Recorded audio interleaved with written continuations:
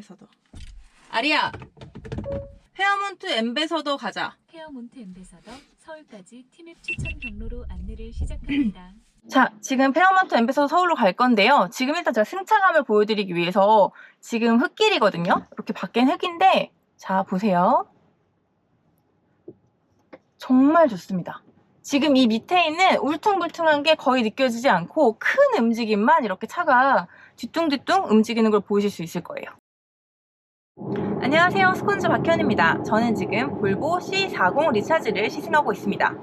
XC40 리차즈 같은 경우에는 기존에 이제 XC40 내연기관 모델들이 다 그대로 있죠. 그 상태에서 거기에 똑같이 유지를 하되 전기차로만 바꾼 거라면 이 C40 리차즈 같은 경우에는 이 전기차 전용 디자인이라고 생각하시면 되겠습니다. 일단 기본적으로 볼보의 디자인 패밀리 룩을 비슷하게 가지고 가곤 있는데요. 쿠페 형태예요. 그러니까 SUV지만 뒤에 꽁무니를 내려서, 그러니까 C필러 뒤쪽을 이렇게 내려서 쿠페처럼 만들어 놨습니다.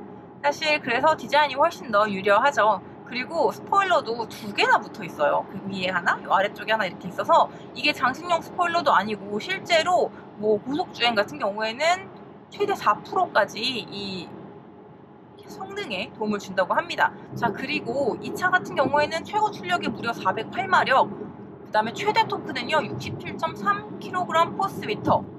와, 이게 사실 굉장히 어마어마한 거거든요. 이 차가 생각보다 크지 않거든요. 아마 길이가 4444mm, 그리고 이 폭이 1895mm 정도, 그리고 이 높이, 키가 생각보다 크지 않습니다. 1595mm 정도 됩니다. 그러니까 160cm가 안 되는 거죠. 차 자체는 그렇게 크지 않은데도 불구하고 성능이 어마어마합니다. 생김새 유려하죠. 뒤에 쿠페 라인이죠. 거기다가 스포일러 2개 붙었지? 아, 이거 공기효과 개수도 엄청납니다. 자, 그리고 정지 상태에서 시속 100km까지 가속하는데 4.7초면 된다고 합니다. 사실 이 4.7초는요, 그러니까 사실 5초 정도 이하면 보통은 스포츠카다라고 얘기를 많이 해요. 그러니까 이것도 사실은 엄청난 거죠. 특히 차 크기를 생각을 했을 때 굉장한 성능이 아닐 수 없습니다. 하지만 디자인은 어떻게 보면 그 성능에 걸맞는 아주 빠를 것 같은 디자인이긴 하죠. 그런데 또 아주 빠를 것 같은 디자인인데 전고는 또 높은 편이에요. 그러니까 이게 완전히 뭔가 낮은 스포츠카 이런 형태라기보다 뭐랄까 약간 쿠페형 SUV 디자인이죠. 쿠페형 SUV 디자인인데 성능이 어마어마해요. 그래서 제가 이 차를 타기 전까지는요, 이 차가 뭔가 속도에 올인을 한 뭔가 되게 빠르게 달리기 위한 그런 차가 아닐까라는 생각을 했었습니다. 하지만 막상 타보니까요, 저는 속도보다 힘에 강점을 둔 차가 아닐까 싶습니다. 자, 일단 차근차근 설명을 해볼게요. 기본적으로 여전히 볼보답게 사람을 많이 배려한 디자인을 하고 있습니다. 사실 전에는 이제 외관만 살펴봐서 실내를 자세히 볼 일이 없었는데요. 운전을 해보기 위해서, 그러니까 시승을 하기 위해서 차에 딱 탄 순간 느껴진 건 역시 편안함이죠. 디자인은 이 볼보의 새로운 전기차 디자인이다 라고 말은 했지만, 그러니까 전기차 라인업의 뭔가 새로운 모습이라고 했지만 일단 생김새도 기존의 볼보와 아주 크게 다르진 않죠. 크게 모나진 않았습니다. 그런데 이 안에 있는 인테리어는요, 물론 기존의 볼보와도 닮았지만요, 여전히 편안한 느낌을 줍니다.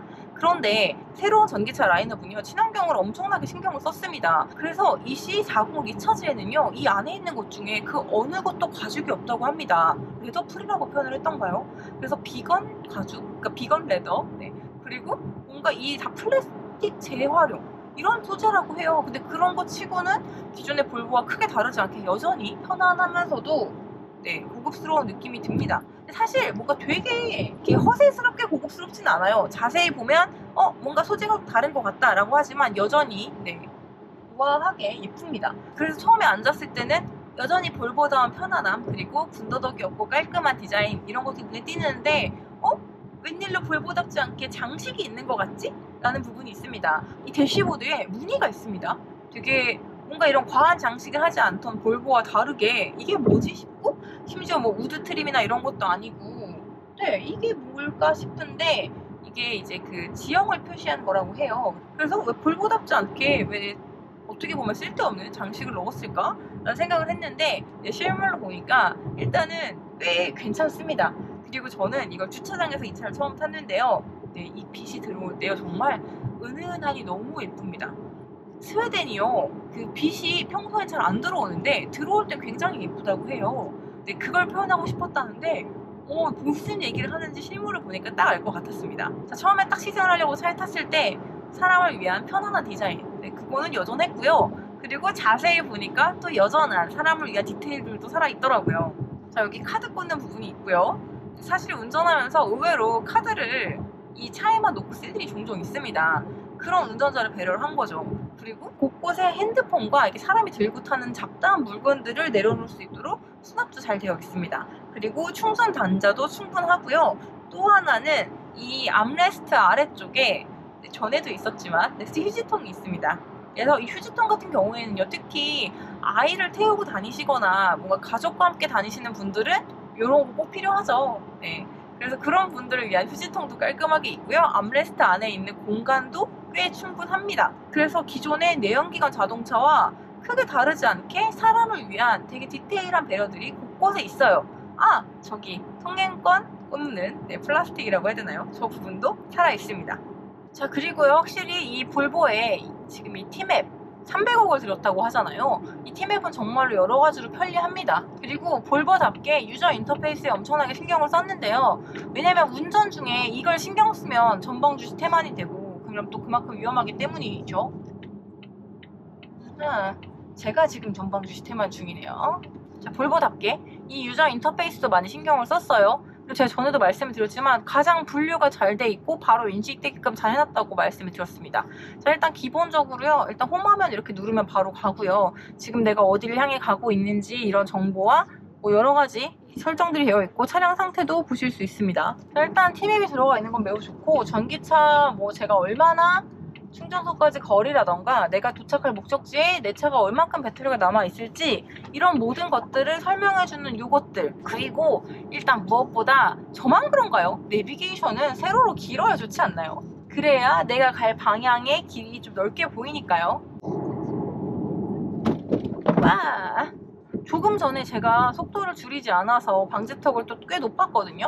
거기를 넘는데 저한테 충격이 없었어요. 차가 이렇게 덜컹한 느낌이 있었는데 저 뒤에 짐이 덜컹한 거고요. 느끼셨는지 모르겠는데 차에 꽝 하고 서스펜션이 뭐 이렇게 숏스트로크가 짧아가지고 끝에 딱 마운트에 부딪힌다던가 약간 이런 느낌도 없고 전반적으로 되게 부드럽게, 분명히 움직임은 컸는데, 그쵸, 움직임 분명히 컸어요. 그런데 네, 부드럽게 섰습니다. 아이고 지나쳤네. 그것이 신기한 부분이죠. 참 신기한 일이죠. 자, 볼보의 인터페이스 제가 항상 좋다고 말씀을 드렸는데요. 이 한 300억을 들여서 개발을 했던 팀에 물론 좋죠. 여기에 여러 가지 정보들도 포함되는 거 제가 저번 영상에서 보여드렸을 거고요. 아마 많이들 알고 계실 거예요. 전기차 관련한 충전소 정보라던가 내가 도착했을 때 배터리 잔량이라던가 이런 것들이 다 같이 나오죠. 그리고 사실 그것만이 아니라 일단 볼보는 기본적으로 유저 인터페이스가 좋습니다. 저는 전에도 얘기했지만 이렇게 딱 분류된 거, 그래서 어디 있는지 한참 헤맬 필요 없이 딱 바로 찾을 수 있는 이 분류 상태가 좋고요. 그리고 이렇게 설정으로 가시면 이렇게 주행이라던가 이런 거 설정이 다 가능합니다. 사실 제가 아까 이 파일럿 어시스트 같은 경우에도 이 스티어링 휠을 끄고 켤 수 있는 거고, 오프로드 모드도 확실히 아무리 쿠페라 그래도 뒤에 쿠페 형태여도 SUV는 SUV죠. 여기처럼 이 오프로드 모드 표시가 있는 걸 봐서는 요거를 활성화할 수 있고요. 차선 유지 보조, 주행 준비 알림 이런 것들 다 가능하고, 이 다이나믹 드라이빙 자체가 일단은 꺼지네요. 이 오프로드 모드를 켰을 때. 일단 오프로드 같은 경우는 속도가 낮은 상태로 울퉁불퉁한 길을 지나가기 때문에 이 스티어링 휠이 너무 무거워서는 안 됩니다. 진짜 이걸 빨리 조향을 해서 대처를 해야 되는데 이게 무거워서 안 들어가고 힘이 많이 들면 힘들기 때문이고요.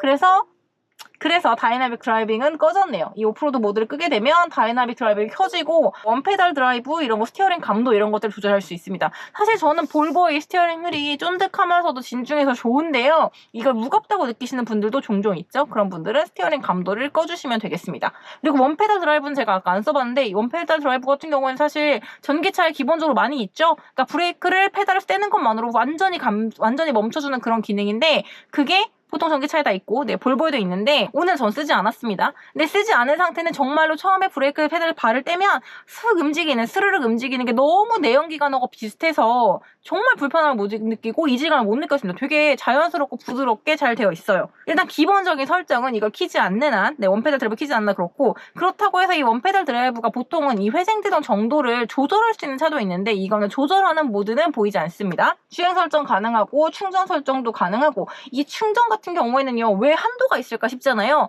배터리를 100% 채우는 게 오히려 이 배터리 수명에는 도움이 되지 않습니다. 조금 덜 채워야지 조금 더 수명이 네, 연장이 되고 급속 충전보다는 서서히 충전을 하시는 게 더 도움이 됩니다. 그렇기 때문에 이 충전 한도 이런 것들 설정을 할 수 있는 거고요. 타이머 이런 것들 할 수 있고요. 그 다음에 사운드라던가 600kW의 그 하만카돈 시스템이 들어가 있는데 이거를 처음부터 개발을 같이 했다고 해요. 그래서 이 사운드 설정도 체크하시는 게 좋을 것 같습니다. 자, 그리고 그 외에도 뭐 연결 컨트롤 같은 경우는 이거는 모든 차에 있죠. 디스플레이 같은 거라던가 네, 디스플레이 정보, 내부 조명이라던가 이런 것들 다 있고요. 그리고 시스템 언어 이런 거 설정 여기 다 있고 프로필 설정할 수 있고 응용 프로그램 네, 이런 부분도 다 있습니다. 그래서 항상 볼보는 이런 유저 인터페이스를 깔끔하게 잘 해놓기 때문에 네, 설정 바로 진입할 수 있는 부분 좋죠. 모든 설정이 한 곳에 모여져 있고 이 버튼 하나면 되는 겁니다. 어디는 차량에 들어가서 차량 설정 따로 들어가고 밖에 나오면 밖에 또 무슨 설정 따로 있고 이런 거보다 설정은 한 군데 다 모아져 있고 평소에 우리가 편의장치 쓰는 거는 또 여기에 딱 다 모아져 있고 저는 이런 분류 방식과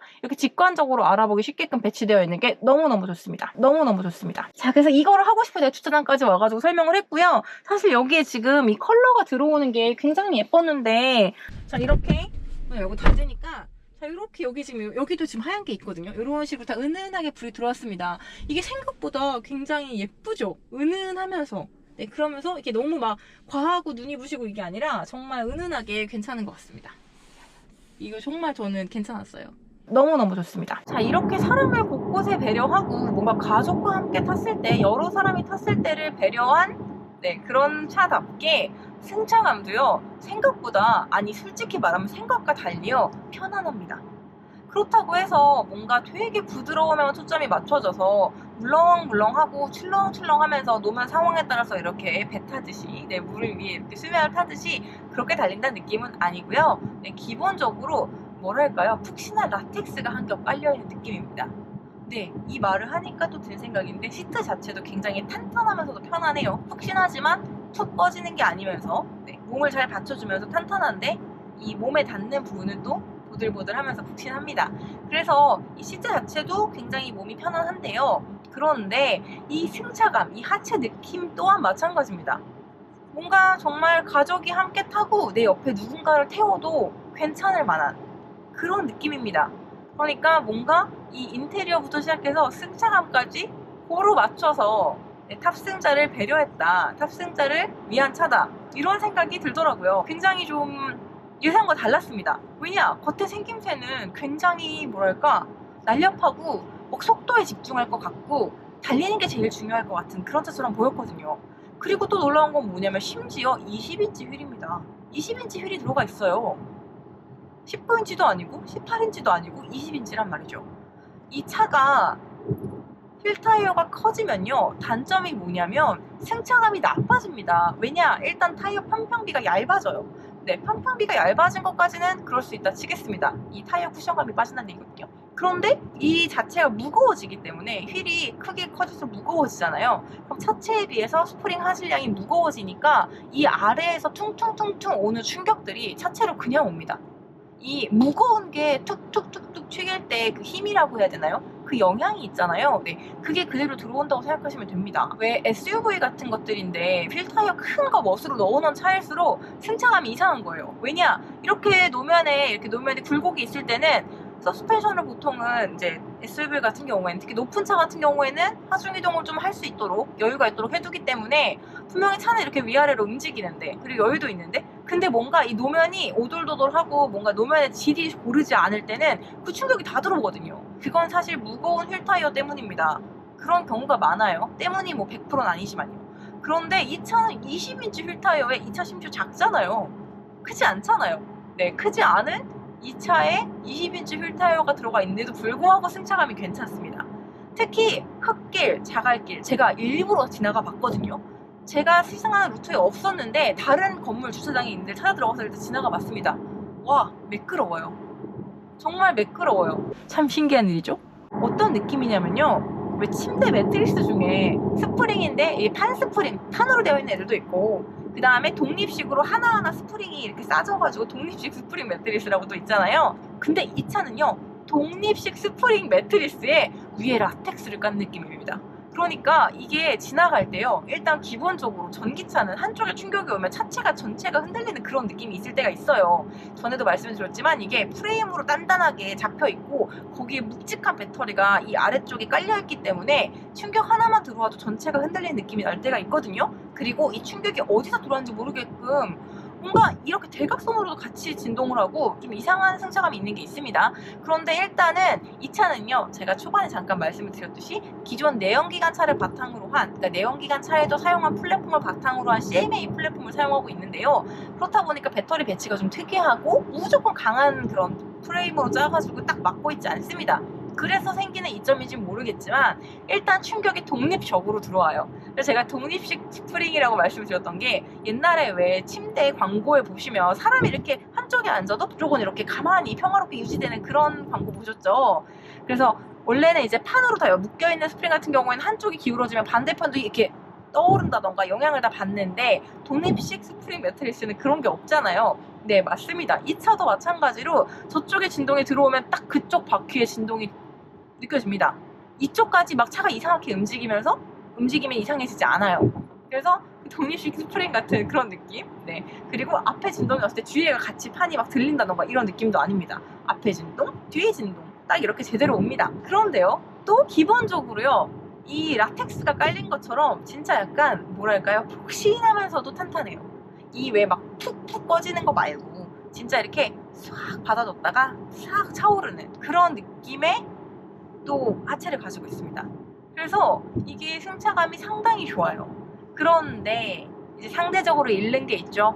네, 하중 이동이 많습니다. 그러니까 이렇게 직선으로 달릴 때 차가 이렇게 위아래로 움직이는 바운싱이 있다던가 한 건 아니에요. 그런데 네, 브레이크를 밟으면, 그러니까 속도가 줄면 당연히 이렇게 피칭, 노즈다운이 되고요. 그리고 이렇게 롤도 있습니다. 그래서 이렇게 코너를 특히나 빠른 속도로 이렇게 돌아 나갈 때는 특히나 롤이 많이 느껴지고요. 그런데 일단 지금 이 차 같은 경우에는 기본적으로 움직임이, 그러니까 하중 이동이 상황에 따라서 계속 이동을 합니다. 롤도 있고 피칭도 있고요. 이렇게. 대신 바운싱이 많은 차는 아닙니다. 바운싱이 많은 차라서 막 이렇게 차가 흔들리고 꿀렁꿀렁 하진 않은데, 그래도 또 그 바운싱도 아예 없는 차는 아니에요. 기본적으로 차가 이 승차감이 편안하고 하체에 있는 충격들을 그대로 다 주지 않습니다. 바퀴로 들어오는 충격을 어느 정도 걸러주고, 분명히 이 큰 휠 타이어에서 올 만한 자잘자잘한 진동들, 충격들도 진짜 라텍스가 이렇게 매트리스 위에 왜 라텍스 한번 얇게 토퍼 깔리잖아요. 그런 느낌으로 잡아줍니다. 그렇기 때문에 네, 이동이 하중 이동이 있다는 거죠. 그래서 사실 고속으로 코너를 돌아나가거나 할 때 충격이 한쪽밖에 들어와서 살짝 들리게 되면 내 하중이 다시 또 이동을 하겠죠. 그러면서 접지를 잃을 것 같은 느낌이 들 때가 있고요. 심지어 이제 빠른 속도로 달리다가 요철을 만나서 차가 이렇게 딱 뜨게 되면 접지가 살짝 빠졌구나 라는 게 느껴질 만큼 하중 이동이 있는 편입니다. 그러니까 사실 이 편안한 승차감을 생각을 할 때 당연한 얘기지만, 이 차의 속도, 최고 출력을 생각할 때는 의외인 부분이죠. 와, 그 정도 성능이면 진짜 달리기에만 집중해도 되는 차 아닌가 싶은데 그런 차는 아닙니다. 자, 그래서 가속력은 확실히 어마어마합니다. 이미 사실 꽤 높은 속도로 달리고 있는데 정말 악셀러레이터를 조금 더 깊게 밟았을 뿐인데 진짜 한 30%에서 한 40% 정도? 와, 이 가속되는 느낌이요, 순식간이에요. 이미 나는 빠른 속도로 달리고 있는데 거기서 또다시 빨라지는 그 가속도가 와, 깜짝 놀랄 정도예요. 자, 그런데 이게 직진 안정성이 떨어지고 당연히 주행 능력이 떨어지면 제가 그렇게 가속을 할 수 있겠습니까? 아닙니다. 물론 아까 제가 이 하중 이동이 많기 때문에 빠르게 코너를 돌아 나가거나 뭔가 요철을, 속도가 이미 빠른 상태에서 요철을 만나거나 무언가 충격이 들어왔을 때 접지를 잃을 수 있다는 느낌이 들기는 합니다만, 그럼에도 불구하고 달릴 만큼 안정적입니다.